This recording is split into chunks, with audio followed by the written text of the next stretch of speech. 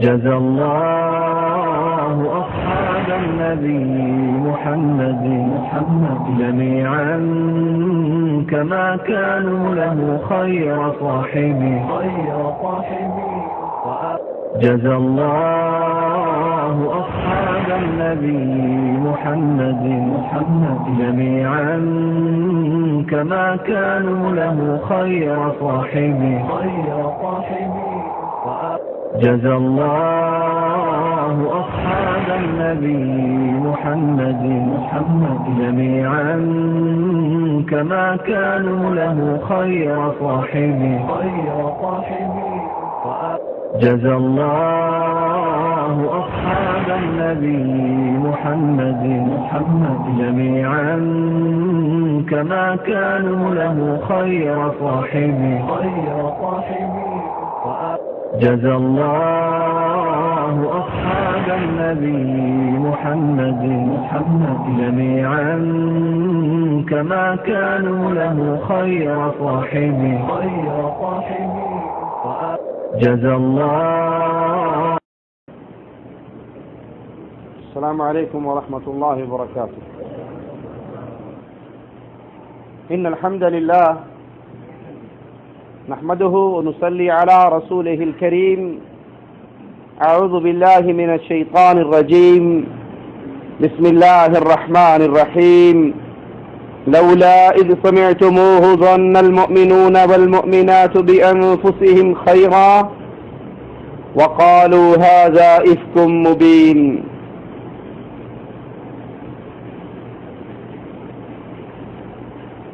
آج اس پیاری ہستی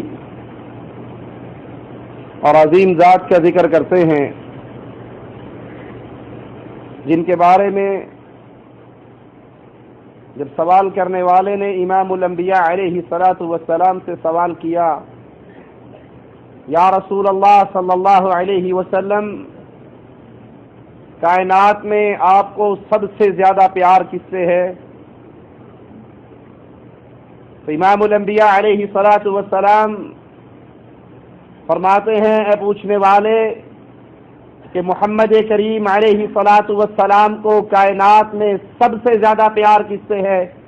تو سب سے زیادہ پیار مجھے عائشہ صدیقہ سے ہے رضی اللہ تعالی عنہا۔ سائل پھر سوال کرتا ہے، یا رسول اللہ صلی اللہ علیہ وسلم، مردوں میں سب سے زیادہ پیار کس سے کرتے ہو؟ کہا اسی کے بابا سے کرتا ہوں۔ وہ پیاری ہستی، وہ پیاری ذات، مومنین کی ماں، اہل ایمان کی ماں، اور میں دعویٰ کر کے کہتا ہوں جو اس کو اپنی ماں تسلیم نہیں کرتا، جو اس کو پاکیزہ، طیبہ، طاہرہ نہیں مانتا، ہم اس کو مومن نہیں تسلیم کر سکتے۔ وہ اہل ایمان کی ماں، وہ مومنین کی ماں۔ میرے نبی کی باقی ازواج نے کہا تھا، یا رسول اللہ صلی اللہ علیہ وسلم، جس دن آپ کی باری عائشہ کے گھر میں ہوتی ہے، آپ کے صحابہ تحفے تحائف اسی دن ہی بھیجتے ہیں۔ میرے نبی کی بات کو، آپ کے جذبات کو اپنی زبان میں ترجمہ کرنے دیجئے۔ آپ نے فرمایا، اے میری بیویوں، صرف لوگ ہی اس دن تحفے نہیں بھیجتے، آسمان والا وہی بھی اسی دن اتارتا ہے۔ میرے نبی کی حدیث، آپ کا فرمان کہ میری بیویوں میں سے صرف اکیلی عائشہ ہے کہ اس کے بستر پہ مجھ پہ قرآن اترتا ہے۔ یہ خوش نصیبی اور کسی اور زوجہ کے حصے میں نہیں آئی۔ مومنوں کی ماں، اہل ایمان کی ماں، میرے نبی کی سب سے پیاری، سب سے لاڈلی، سب سے عزیز ہستی سیدہ کائنات عائشہ صدیقہ رضی اللہ تعالی عنہا۔ آپ کا نام نامی، اسم گرامی عائشہ، ام المؤمنین خطاب، صدیقہ آپ کا لقب، ام عبداللہ آپ کی کنیت، آپ کے والد ابو بکر، آپ کے دادا ابو قحافہ۔ فتح مکہ کے موقع پر جب ابو قحافہ کو لایا گیا، جو بوڑھے تھے، ان کے بڑھاپے کو دیکھ کر امام الانبیاء نے کہا تھا اس بزرگ کو لے کر کیوں آئے ہو، ہم خود اس کی خدمت میں آتے۔ اپنے دستے مبارک کو اس کے سینے پہ رکھا تھا اور کہا تھا اسلام قبول کر لیجئے، اور فتح مکہ کے موقع پر سیدہ کے دادا کلمہ پڑھ کے مسلمانوں کی جماعت میں شامل ہوئے۔ آپ کی والدہ کا نام زینب، ان کی کنیت ام رومان۔ سیدہ ہجرت سے 9 سال قبل شوال کے مہینے بمطابق جولائی 614 عیسوی میں مکہ المکرمہ میں پیدا ہوئی۔ سیدہ کائنات وہ خوش نصیب خاتون، ان خوش نصیب انسانوں میں ان کا شمار کہ جنہوں نے زندگی میں جب ہوش سنبھالی، آنکھیں کھولی تو ایمان کے روحانی ماحول میں آنکھیں کھولی۔ جس نے زندگی میں کبھی کفر اور شرک کے ماحول کو نہ دیکھا نہ اس میں پیدا ہوئی، ماں بھی مومنہ، باپ بھی مومن، دادا بھی ایمان والا، خانوادہ ہی اہل ایمان کا، خود فرماتی ہے میں نے جب سے ہوش سنبھالا ایمان کی باتوں کو سنا، اسلام کی باتوں کو سنا۔ امام الانبیاء، امام کائنات محمد الرسول اللہ صلی اللہ علیہ وسلم کی پہلی شادی سیدہ خدیجہ رضی اللہ تعالی عنہا سے ہوئی۔ اس وقت آقا علیہ السلام کی عمر 25 سال اور سیدہ خدیجہ رضی اللہ تعالی عنہا کی عمر 40 سال تھی۔ وہ 25 سال تک امام الانبیاء علیہ السلام کی صحبت میں رہی، اور ہجرت سے 3 سال پہلے سیدہ خدیجہ رضی اللہ تعالی عنہا، جس نے اپنا مال، جس نے اپنا جو کچھ اس کے پاس تھا وہ سب نبوت پہ قربان کر دیا، اور جس کی شان، جس کی عظمت، جس کی عزت، جس کے مقام کا کیا کہنا، آسمان سے جبرائیل اترتے اور آ کر کہتے ہیں یا رسول اللہ صلی اللہ علیہ وسلم، یہ خدیجہ آ رہی ہے، خدیجہ کو اس کے رب کا سلام کہہ دو اور اس کو خوشخبری سنا دو، رب نے تیرے لیے جنت میں موتی کا محل تیار کیا ہے۔ وہ سیدہ سلام اللہ علیہا رضی اللہ تعالی عنہا فوت ہو جاتی ہیں۔ اللہ کے رسول صلی اللہ علیہ وسلم ان کی وفات کے بعد شدید غمگین ہیں، پریشانی اور غم کے اندر ہیں۔ ایک دن سیدنا عثمان رضی اللہ عنہ وارضاہ کی زوجہ سیدہ خولا آتی ہیں اور کہتی ہیں یا رسول اللہ صلی اللہ علیہ وسلم، آپ شادی کرنا چاہتے ہیں؟ آپ نے فرمایا کس سے؟ کہا وہ تو آپ کی مرضی ہے، کنواری چاہتے ہو تو وہ بھی موجود ہے اور اگر بیوہ چاہتے ہو تو وہ بھی حاضر ہے۔ آپ نے فرمایا کون؟ کہا آپ کے محبوب ترین دوست ابو بکر کی بیٹی عائشہ رضی اللہ تعالی عنہا، وہ کنواری ہے، اور سیدہ سودا وہ بیوہ ہے، آپ جس سے کرنا چاہے آپ کے لیے موجود ہے۔ اللہ کے رسول صلی اللہ علیہ وسلم کہتے ہیں ان دونوں کے سامنے میرا ذکر کرو۔ سیدہ خولا صدیق اکبر رضی اللہ عنہ وارضاہ کے گھر میں پہنچتی ہے، عائشہ رضی اللہ تعالی عنہا کی والدہ سے امام الانبیاء علیہ السلام کا ذکر کرتے ہوئے کہتی ہے تم کتنے خوش نصیب گھرانے والے ہو، تمہاری نصیب کتنے اعلیٰ ہے۔ وہ پوچھتی ہے کیا بات ہے؟ کہتی ہے کہ رسول اللہ صلی اللہ علیہ وسلم نے آپ کی بیٹی عائشہ کے لیے نکاح کا پیغام بھیجا ہے۔ سیدہ کی والدہ کہتی ہے انتظار کرو، ابو بکر کو گھر میں آنے دو۔ سیدنا ابو بکر آئے، سیدہ خولا نے پھر اپنی بات کو دہرایا۔ وہ کہنے لگے یہ رشتہ کیسے ہو سکتا ہے کہ عائشہ تو محمد کریم کی بھتیجی ہے، مجھے اپنا بھائی بنایا ہے، بھائی کی بیٹی تو بھتیجی ہوتی ہے۔ خولا امام الانبیاء کے پاس آ کر ابو بکر صدیق کے جملوں کو دہراتی ہیں۔ آپ کہتے ہیں صحیح بخاری میں یہ روایت موجود ہے کہ جاؤ ابو بکر سے کہو تو میرا دین کا بھائی ہے، خون کا بھائی نہیں، حقیقی بھائی نہیں، نسب اور رشتے کا بھائی نہیں، بلکہ دین کے رشتے کا بھائی ہے، اور شرعاً تیری بیٹی سے میرا نکاح جائز ہے۔ محمد کریم صلی اللہ علیہ وسلم کو ابو بکر صدیق رضی اللہ عنہ وارضاہ اپنے گھر میں بلاتے ہیں، خود خطبہ نکاح پڑھتے ہیں۔ 400 دینار درہم امام الانبیاء علیہ السلام مقرر کرتے ہیں سیدہ کائنات سیدہ عائشہ رضی اللہ تعالی عنہا کا حق مہر، اور یہ نکاح ہو جاتا ہے۔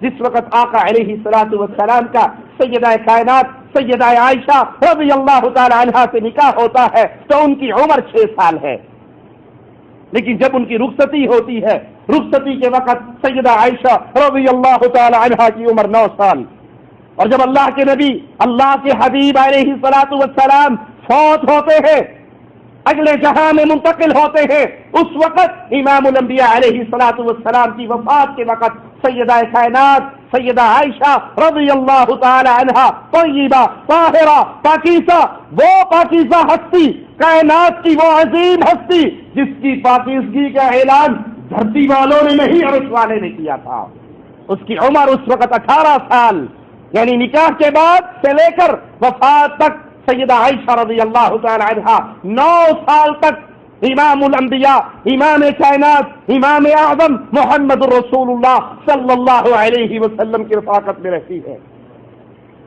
مسجد نبوی جب تعمیر ہوئی، اس کے ساتھ 2 ہی حجرے اللہ کے نبی علیہ الصلوۃ والسلام کے بنے، کیونکہ اللہ کے نبی علیہ الصلوۃ والسلام کے نکاح میں اس وقت 2 ازواج تھی، سیدہ کائنات سیدہ عائشہ رضی اللہ تعالی عنہا اور سیدہ سودا رضی اللہ تعالی عنہا۔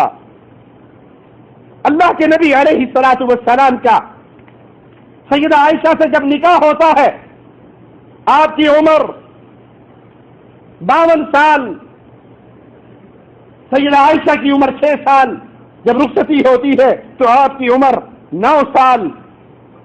اسلام کے دشمن مخالفین اسلام اعتراض کرتے ہیں اس نکاح پر کہ اتنی کم سن لڑکی سے، چھوٹی عمر کی لڑکی سے نکاح نامناسب ہے۔ بخاری و مسلم اور ابو داؤد میں ہے، سیدہ عائشہ فرماتی ہے جب مجھ سے اللہ کے رسول صلی اللہ علیہ وسلم کا نکاح ہوا تو میں 6 سال کی تھی، اس کے 3 سال کے بعد رخصتی ہوئی۔ سیدہ فرماتی ہے ہم مدینے میں آئے، بنی حارث کے محلے میں اترے، میں پھر بیمار ہو گئی، میرے سر کے بال بھی گرنے شروع ہو گئے، یہاں تک کہ چٹیاں تھوڑی سی میرے سر پہ رہ گئی۔ میری والدہ آئی، میں اس وقت جھولے میں تھی، انہوں نے میرے چہرے کو دھویا اور مجھے انصار کی عورتوں کے حوالے کر دیا، انہوں نے مجھے کچھ سنوارا تیار کیا، اور رسول اللہ صلی اللہ علیہ وسلم تشریف لائے اور مجھے امام الانبیاء کے سپرد کر دیا گیا۔ ان اعتراضات کا جواب دیتے ہوئے سید سلیمان ندوی لکھتے ہیں کہ سیدہ عائشہ رضی اللہ تعالی عنہا ان کی 9 برس کی عمر میں رخصتی ہونا یقینی ہے کہ 9 برس کی عمر میں ایک عرب لڑکی بالغ ہو جاتی ہے۔ عرب کی لڑکی 9 برس کی عمر میں بلوغت کے سن کو پہنچ جاتی ہے، بلکہ وہ فرماتے ہیں اذا بلغت الجاریۃ 9 سنین فہی امرأۃ، جب لڑکی 9 سال کو پہنچ جائے تو پھر وہ عورت بن جاتی ہے۔ مخالفین اسلام کے اعتراضات حقیقت سے مبنی نہیں، صرف اسلام دشمنی کی بنیاد سے ہے۔ دراصل اس قسم کے اعتراضات وہ لوگ کرتے ہیں جب نبی کریم صلی اللہ علیہ وسلم کو ایک عام مرد سمجھے اور سیدہ کائنات کو ایک عام لڑکی سمجھے۔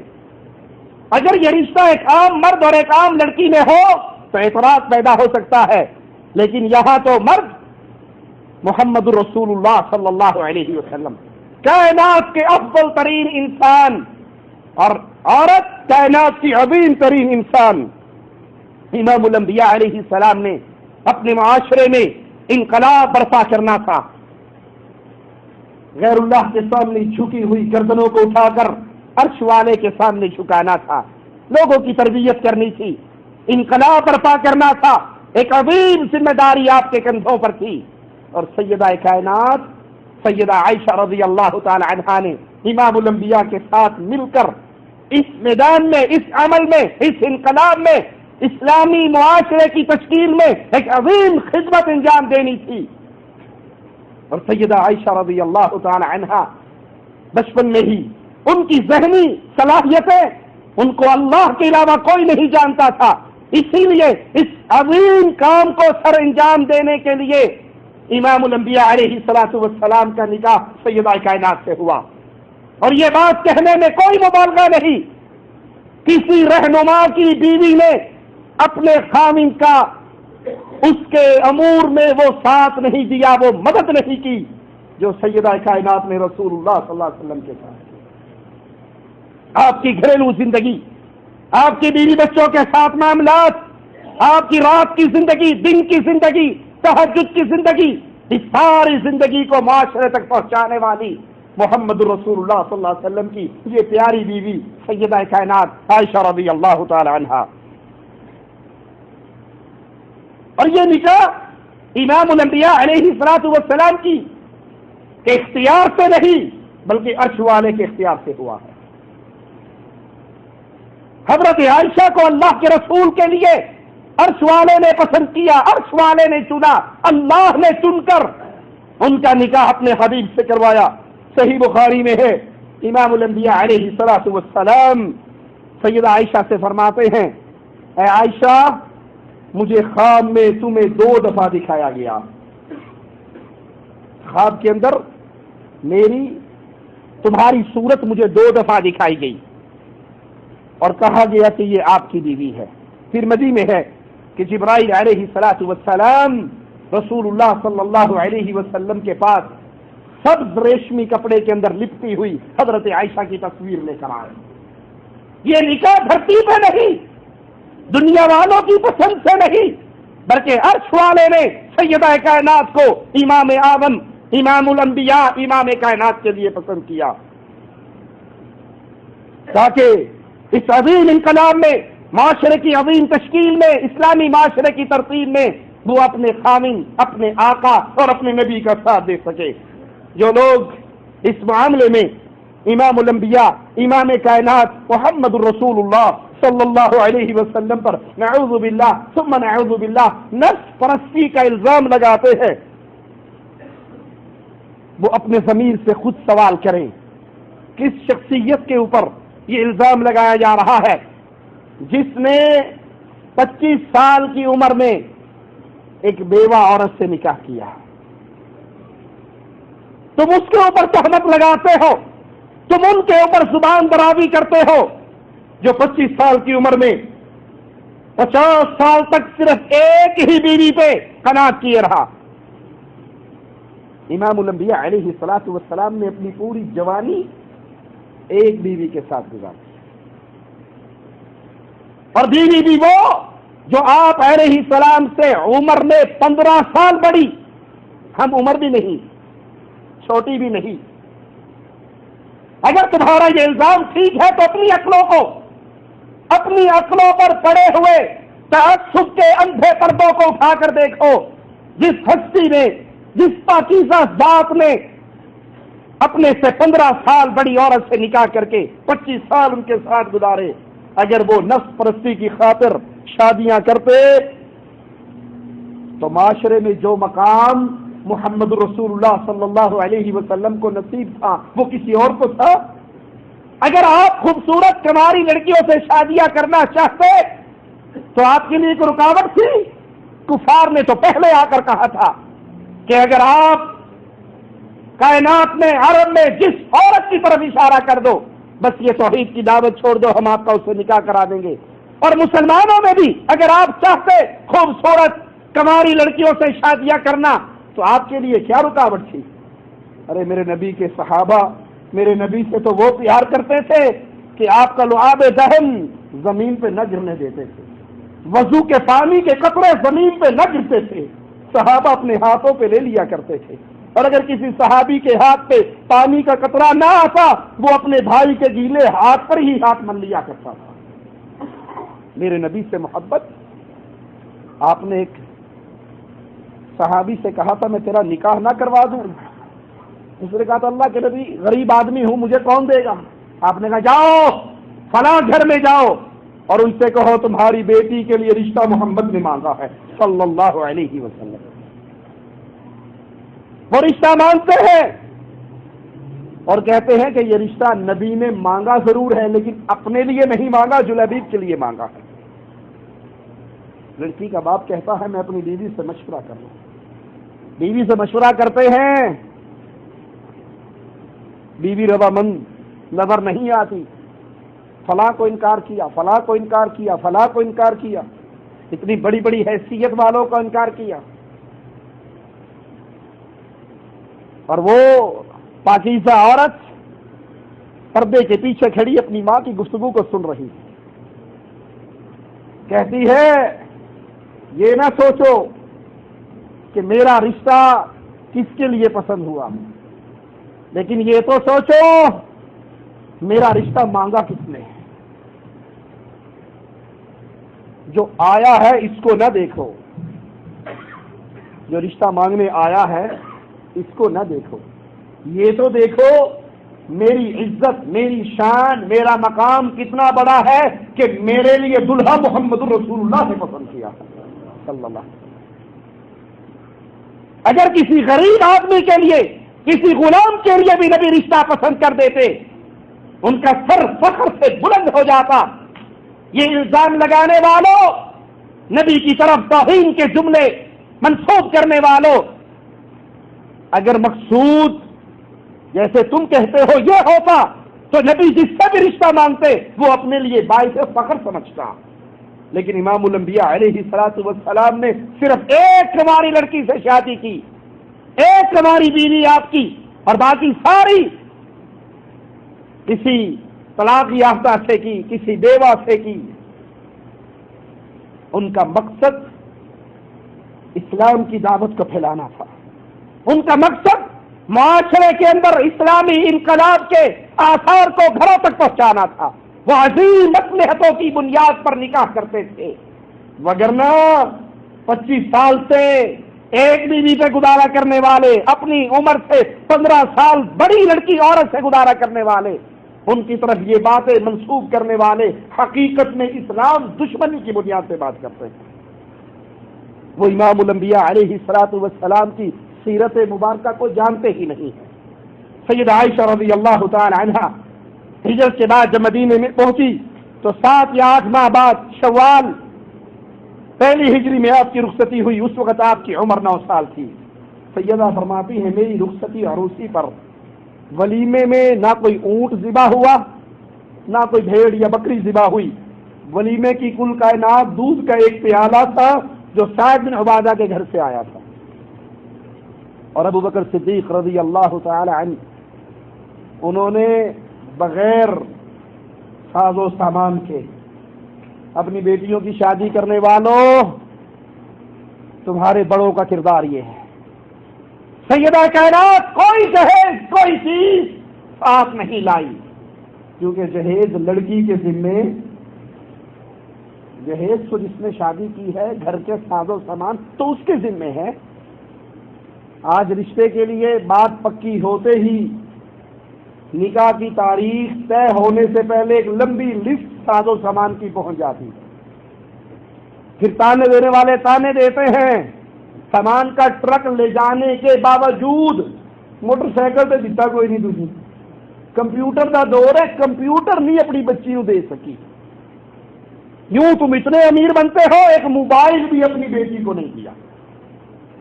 وہ جو پورا ٹرک لے کر گئے وہ ہضم ہو گیا، ڈکار بھی نہیں ماری، اور اب اگلی لسٹوں پہ شروع ہو گئی۔ بچہ ڈیوٹی پہ جاتا ہے، اسے ویگنوں پہ جانا پڑتا ہے، تیرے تو مامے بڑے امیر ہیں، وہ گاڑی لے کر دے دیں۔ لڑکی کے باپ کے ذمے، اس کی ماں کے ذمے اسلامی تربیت ہے، یہ ٹرک بھر بھر کے سامان کے گھروں سے بھیجنا نہ اہل ایمان کے لیے شریعت اس کی اجازت دیتی ہے، نہ یہ شریعت کا طریقہ کار ہے، یہ تو ہندوؤں کی رسم ہے۔ اس جہیز کی لعنت کی وجہ سے درجنوں گھرانے برباد ہو گئے، تھوڑا جہیز لانے کی وجہ سے درجنوں پاکیزہ نیک عورتوں کو طلاقیں ہو گئی، اور اگر کوئی طلاق نہ دے سکی تو اس نے گیس کا سلنڈر ہی پھاڑ کے مار دیا کہ سامان واپس نہ کرنا پڑے، یہ بھی رکھ لو، کسی اور سے کریں گے، ٹرک وہاں سے ہی آ جائے گا۔ ابو بکر صدیق رضی اللہ تعالی عنہ وارضاہ نے کوئی ساز و سامان، کوئی جہیز نہیں دیا، اور ولیمے کے اندر فرماتی ہیں کہ دودھ کا ایک پیالہ ولیمے کی کل کائنات تھی۔ سیدہ عائشہ رضی اللہ تعالی عنہ کی شان، آپ کا مقام، آپ کی عزت، یہ حدیث سنیے اور اس پہ غور کیجیے۔ مسند احمد میں، جامع ترمذی میں ہے، رسول اللہ صلی اللہ علیہ وسلم فرماتے ہیں ام سلمہ سے، فرماتے ہیں کہ عائشہ کے علاوہ کسی اور بیوی کے بستر پہ اس کے لحاظ میں میرے اوپر وحی نازل نہیں ہوئی۔ یہ عائشہ صدیقہ رضی اللہ تعالی عنہا کی شان، اس کے لحاظ میں میرے اوپر قرآن نازل ہوتا۔ بستر عائشہ پہ زبان دراز کرنے والوں، بستر عائشہ کے اوپر تہمتیں لگانے والوں، تمہاری جڑیں رئیس المنافقین سے ملتی ہے، تمہارا اسلام سے کوئی تعلق نہیں ہے۔ اس باتوں کا بدلہ تمہیں قیامت کے دن ملنے والا ہے۔ دشمنی کرنے کا یہ ایک نیا طریقہ ہے۔ جس سے انسان دشمنی کر رہا ہے اس کے عزت اور مقام پہ اگر انگلی نہ اٹھا سکے، یعنی ڈائریکٹ اسے گالی نہ دے سکے کہ تو یوں ہے، تو اس کی بیوی کو گالی دے تو کس کی توہین ہوگی؟ میں آپ کو مثال دیتا ہوں کہ جی آپ تو بہت اچھے ہیں لیکن کپڑے بڑے گندے پہنے ہوئے، آپ بہت اچھے ہیں جوتی بڑی گندی ہے، آپ بہت اچھے ہیں بالوں میں آپ کے گندگی پسی ہوئی ہے، آپ بہت اچھے ہیں، آپ بہت اچھے ہیں جسم سے بو آ رہی ہے، تو سیدھی طرح کہیں گے تو بڑا اچھا ہے۔ یہ گالی دینے کا نیا طریقہ ہے۔ نہیں جی ہم آپ کی بڑی عزت کرتے ہیں لیکن آپ کے گھر والے گندے ہیں، آپ بڑے اچھے ہیں، یہ بےزتی کرنے کا نیا سٹائل ہے۔ ظالموں نے معاشرے کے اس سٹائل کو لے کر امام الانبیاء کو معاف نہیں کیا۔ کوئی کسی کو تو اس طرح گالی دے لے کہ آپ اچھے ہیں، بیوی اچھی نہیں، آپ اچھے ہیں، اولاد اچھی نہیں، آپ اچھے ہیں، سواری اچھی نہیں، آپ اچھے ہیں، آپ کو کپڑے نہیں پہننے آتے، کسی کو کوئی گالی دے لے معاشرے میں عام بات ہے۔ افسوس اسلام کی طرف جھوٹ کی نسبت کرنے والے ظالموں نے یہی طریقہ امام الانبیاء کے ساتھ استعمال کیا۔ ایک ظالم اللہ اس پہ اپنا عذاب نازل کرے، اللہ اس کے منہ کو، اس کے پیٹ کو، اس کی قبر کو، اس کے گھر کو جہنم کی آگ سے بھر دے۔ وہ سیدہ کائنات عائشہ رضی اللہ تعالی عنہا پر تہمت لگاتے ہوئے ان کو گالی دیتا ہے، زبان دراز کرتا ہے، وہ غلیظ جملے نکالتا ہے کہ زبان اجازت نہیں دیتی، دل برداشت نہیں کرتا، سماعت متحمل نہیں ہو سکتی۔ اس پر میں صرف اتنا ہی کہتا ہوں، جو سیدہ عائشہ کو گالی دیتا ہے حقیقت میں محمد کریم کا دشمن ہے، وہ رسول اللہ کا گستاخ ہے، وہ نبی کا دشمن ہے، وہ قرآن کی روح سے کافر ہے، کیونکہ جس کو پاکیزہ اللہ کہتا ہے یہ اس کو فاحشہ کہے، اللہ کی قسم یہ بھی کافر ہے، اس کے کفر پہ راضی رہنے والے وہ بھی کافر ہیں۔ عائشہ رضی اللہ تعالی عنہا وہ عظیم ہستی جس کا بستر بھی پاک، جس کا خامد بھی پاک، وہ خود بھی پاک، اس کا گھر بھی پاک۔ عائشہ کا بستر پاک نہ ہوتا وہی نہ اترتی، عائشہ طیبہ طاہرہ پاکیزہ نہ ہوتی، طیب طاہر محمد سے اس کا نکاح نہ ہوتا۔ خبیثوں کے لیے خبیث، طیب کے لیے طیب، طاہر کے لیے طاہرہ، پاکیزہ کے لیے پاکیزہ، اور خبیثوں کے لیے خبیث۔ عائشہ کا امام الانبیاء سے نکاح ہونا دلیل ہے امام الانبیاء بھی پاک ہے، اس کی ازواج بھی پاک۔ عائشہ کا گھر پاک نہ ہوتا کبھی محمد کریم زندگی کے آخری لمحات عائشہ کے گھر میں نہ گزارتے۔ نبی بیمار ہوئے، بار بار پوچھتے ہیں اپنی ازواج سے، آج میری باری کہاں ہے، آج میری باری کہاں ہے، آج میں کہاں ہوں، آج کس کے گھر میں ہوں۔ ساری ازواج پہچان گئی کہ امام الانبیاء زندگی کے باقی ایام عائشہ صدیقہ کے حجرے میں گزارنا چاہتے ہیں۔ سب نے خوشی سے اجازت دے دی، نبی عائشہ کے حجرے میں رضی اللہ تعالی عنہا۔ یہ حجرہ پاک تھا، یہ گھر پاک تھا، یہ گھر والی پاک تھی، یہ گھر والا بھی پاک تھا۔ آخری ایام سیدہ کے حجرے کے اندر زندگی کی آخری سانسیں سیدہ کے حجرے کے اندر، آخری لمحات سیدہ کے حجرے کے اندر، اور دفن بھی محمد رسول اللہ سیدہ کے حجرے میں ہوئے رضی اللہ تعالی عنہ۔ مسند احمد میں ہے میرے نبی سے سیدہ کو اور سیدہ عائشہ کو میرے نبی سے کتنا پیار تھا۔ مسند احمد میں ہے کہ اللہ کے نبی اور سیدہ عائشہ ایک ہی برتن میں کھانا کھایا کرتے تھے، ایک ہی برتن میں۔ گھر میں خادمہ موجود تھی، لیکن سیدہ کائنات اپنے آقا سے اتنی محبت کرتی کہ ان کے سارے کام اپنے ہاتھ سے انجام دیتی۔ آٹا خود گوندتی، آٹا خود پیستی، کھانا خود پکاتی، نبی کے سر میں کنگھی خود کرتی، آپ کے کپڑے اپنے ہاتھوں سے خود دھوتی۔ محمد رسول اللہ صلی اللہ علیہ وسلم قربانی کے لیے جو اونٹ لیتے سیدہ اپنے ہاتھ سے اس کے قلادے بنتی، اپنے دست مبارک سے نبی کے مبارک جسم پر عطر بھی لگایا کرتی۔ جب نبی سو جاتے سیدہ کائنات پانی اور مسواک میرے نبی کے سرہانے پہ رکھتی۔ منافقین نے میرے نبی کے گھرانے پہ انگلیاں اٹھائی، اور وہ جانتے تھے کہ اگر نبی کے گھر والوں کے بارے میں دنیا والوں کی رائے بدل دی گئی تو نبی سے ویسے ہی لوگ بدزن ہو جائیں گے، اس کی تو بیوی ایسی ہے، یہ بندہ کیسا ہوگا۔ سیدہ عائشہ پر انگلیاں اٹھانے کا مقصد نبوت کی اس ساری محنت کو اس پر پانی پھیرنا مقصود تھا کہ اگر یہ باور کرا دیا جائے کہ اس کے گھر والے، اس کی آل اولاد اچھی رہی، اس کا خانوادہ پاک نہیں، تو اس کی دعوت کو کون مانے گا۔ منافقین نے یہ سازش کی تھی۔ شعبان 5 ہجری میں امام الانبیاء جہاد کے سفر پر نکلے تھے، اور جب واپس آئے مدینے کے قریب ایک جگہ پہ آپ نے پڑاؤ ڈالا،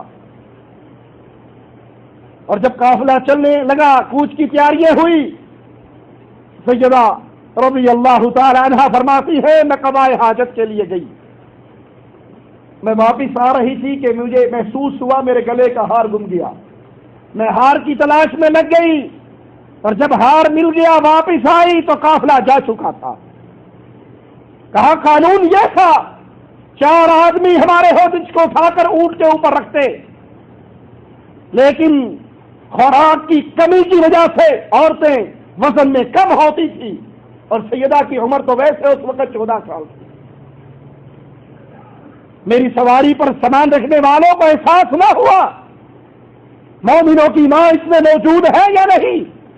قافلہ چلا گیا، میں واپس آتی ہوں، قافلے کو نہیں پاتی، اپنے اوپر اپنی چادر کو لے کر لیٹ جاتی ہوں کہ جب قافلہ کہیں جا کر رکے گا وہ مجھے نہیں پائیں گے تو واپس آئیں گے۔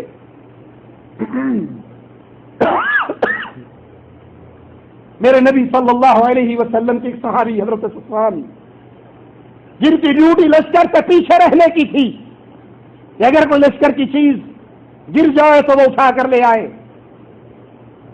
جب وہ پیچھے سے آئے مومنوں کی ماں کو سوتے ہوئے دیکھا، پردے کے احکامات آنے سے پہلے چونکہ وہ سیدہ کو دیکھ چکے تھے تو ان کی زبان سے بے اختیار نکلا انا للہ و انا الیہ راجعون۔ رسول اللہ صلی اللہ علیہ وسلم کی زوجہ یہیں پر رہ گئی، اپنا اونٹ ان کے پاس بٹھاتے ہیں اور خود ایک طرف کھڑے ہو جاتے ہیں۔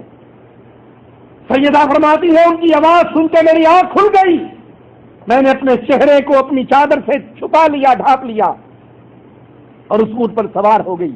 وہ اس کی نکیل پکڑ کے چل پڑے۔ دوپہر کے قریب ہم لشکر میں پہنچ گئے۔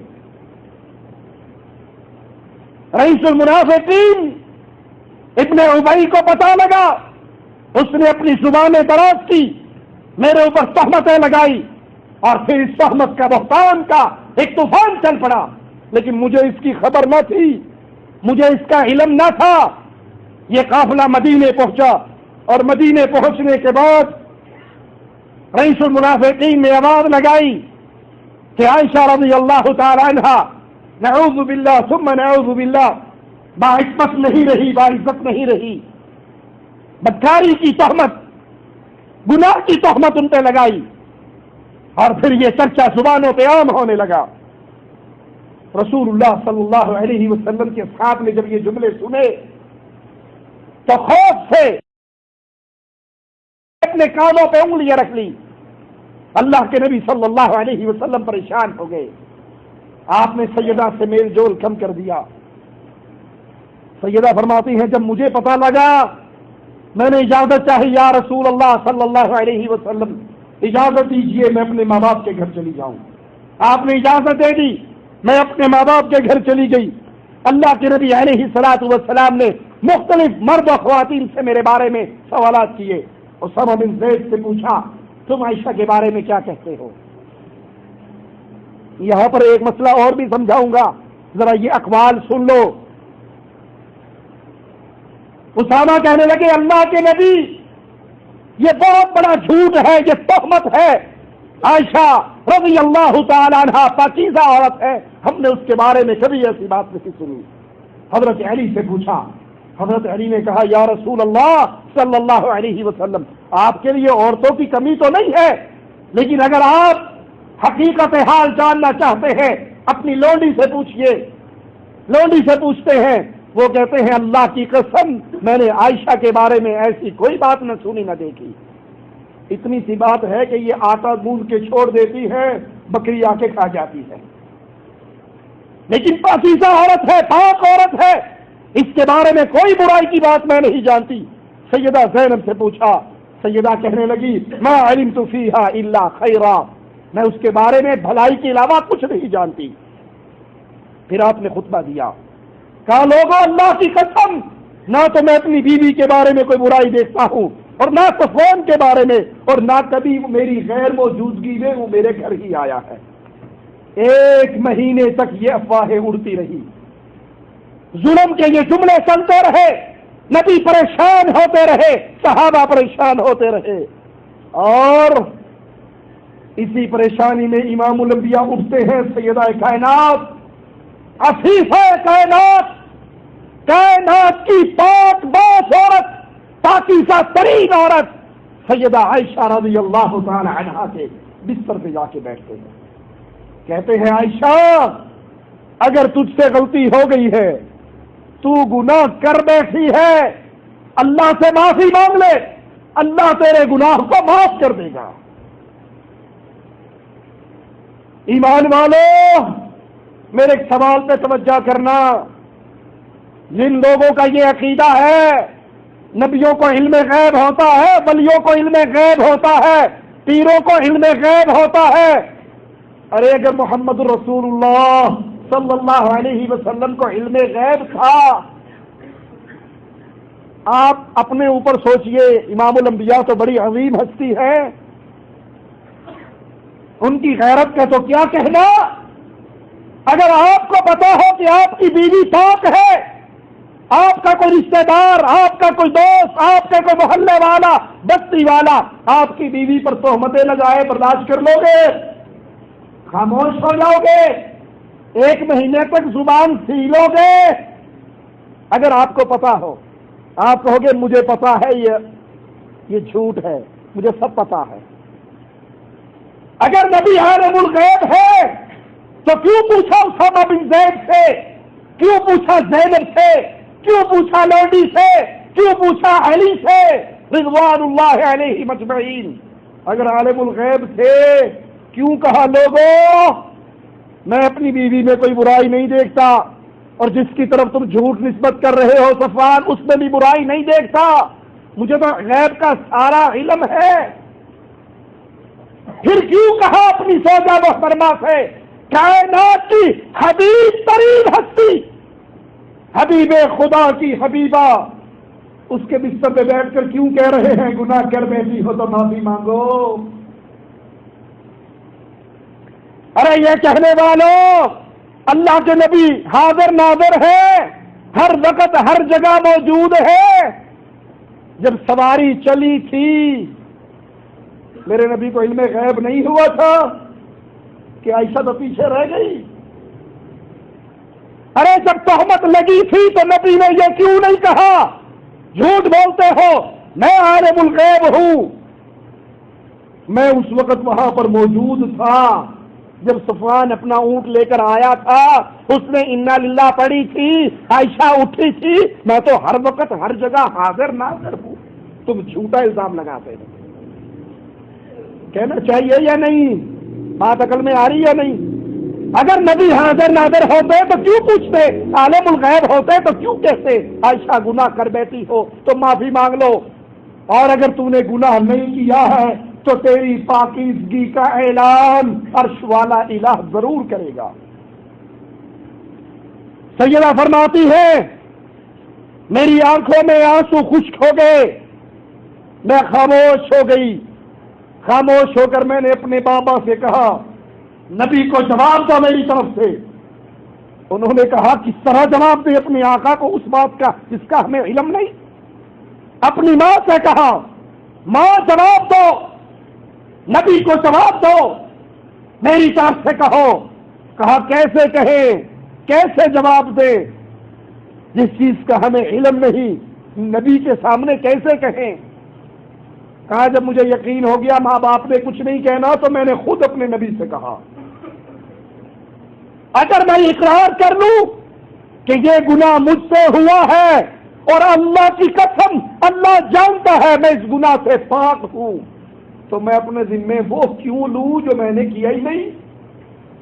اور اگر میں کہوں میں نے یہ گناہ نہیں کیا تو میری باتوں پہ کون مانے گا، کون تسلیم کرے گا؟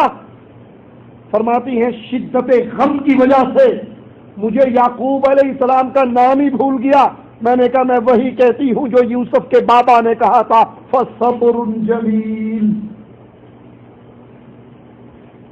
امام الانبیاء بھی بستر عائشہ پر موجود، صدیق اکبر کے گھر میں موجود، آپ کے اوپر وحی کے آثار طاری ہو جاتے ہیں۔ سیدہ کائنات چہرہ موڑ کے لیٹ چکی ہیں، اپنے رب سے لو لگا لی ہے، فرماتی ہے مجھے یہ اندازہ تو نہ تھا کہ میرے بارے میں قرآن کی آیات نازل ہوگی، یہ تھا کہ نبی کو شاید خواب آ جائے، جبرائیل آ کے ویسے بتا دے، مجھے یہ اندازہ نہ تھا کہ میری شان میں قرآن کی آیات نازل ہوگی۔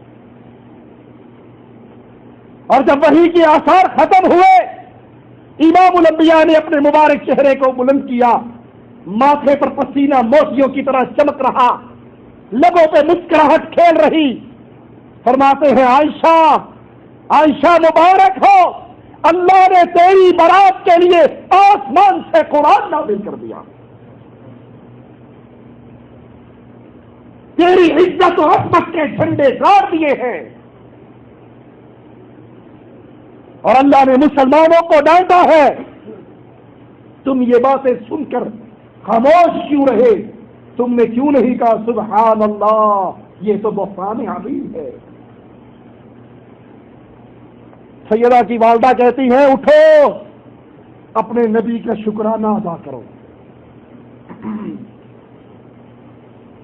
فرماتی ہے میں اپنے نبی کا شکر ادا نہیں کروں گی کیونکہ مجھے ان سے کوئی امید ہی نہیں تھی، مجھے امید تو عرش والے رب سے تھی، میری برات کا اعلان تو اللہ نے کیا ہے، میں اپنے اس رب کا شکر ادا کروں۔ امام الانبیاء علیہ الصلوۃ والسلام پیاری زبان سے قرآن حکیم کی آیات تلاوت فرماتے ہیں ان الذین جاءوا بالافک عصبۃ منکم لا تحسبوه شرا لکم بل هو خیر لکم، جو لوگ یہ بہت بڑا طوفان باندھے لائے ہیں یہ بھی تم میں سے گروہ ہے، تم اسے اپنے لیے برا نہ سمجھو بلکہ یہ تمہارے حق میں بہتر ہے۔ لِكُلِّ امْرِئٍ مِّنْهُمْ مَا اكْتَسَبَ مِنَ الْإِثْمِ وَالَّذِي تَوَلَّى كِبْرَهُ مِنْهُمْ لَهُ عَذَابٌ عَظِيمٌ، ان میں سے ہر شخص کا اتنا گناہ ہے جتنا اس نے کمایا، اور ان میں سے جس نے اس کے بہت بڑے حصے کو سر انجام دیا اس کے لیے بہت بڑا عذاب ہے۔ اور یہاں مراد رئیس المنافقین ابن ابی ہے۔ لولا اذ سمعتموه ظن المؤمنون والمؤمنات بانفسهم خيرا وقالوا هذا افك مبين، اسے سنتے ہی مومن مردوں اور مومن عورتوں نے اپنے حق میں نیک گمانی کیوں نہ کی اور کیوں نہ کہہ دیا کہ یہ تو کھلم کھلا صریح بہتان ہے۔ اقول قولی ھذا واستغفر اللہ لی ولکم ولسائر المسلمین فاستغفروہ انہ هو الغفور الرحیم۔